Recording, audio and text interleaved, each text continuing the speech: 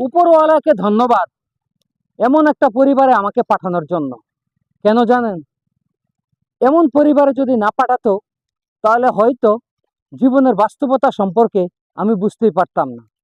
আমার বাবা একজন মধ্যবিত্ত পরিবারের ছিলেন। আমার বাবার টাকা পয়সা ছিল না বলেই আজ আমি বাস্তবতা সম্পর্কে বুঝতে শিখেছি। আজ যদি আমার বাবার অঢাল পয়সার মালিক থাকতো, হয়তো বর্তমান সমাজ বা বর্তমান পরিবেশ বা বর্তমান আমার যে অভিজ্ঞতা, এটা কিছুই হতো না।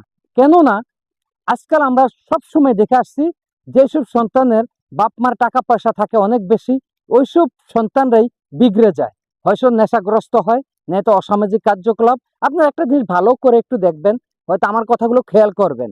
হয়তো আমি একজন সাধারণ মানুষ, আমার কথাগুলো আপনারা নাও নিতে পারেন, কিন্তু একবার মনে মনে ভেবে দেখবেন আমি যে কথাগুলো বলছি কথাগুলো একদম সঠিক কিনা।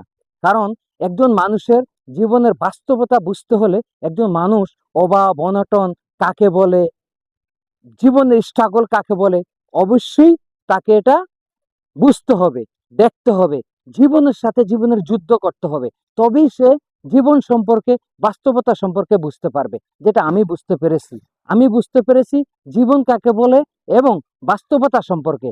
আর যদি আমার বাবার টাকা পয়সা থাকতো তাহলে হয়তো আমি এটা বুঝতে পারতাম না, কিন্তু আমার বাবার টাকা পয়সা নাই বলে বা ছিল না বলেই আজ আমি বাস্তবতা সম্পর্কে বুঝতে পারছি বা জীবন সম্পর্কে জানতে পারছি।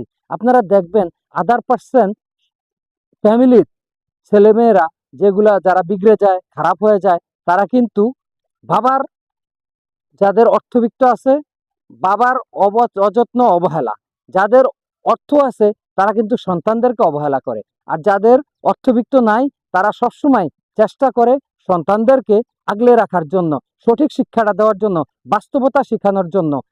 এই জিনিসটা সব পরিবারে নাই। আপনি কথাগুলো মিলিয়ে দেখবেন আমি ভুল বললাম না সঠিক বললাম, অবশ্যই কমেন্টস করে জানাবেন।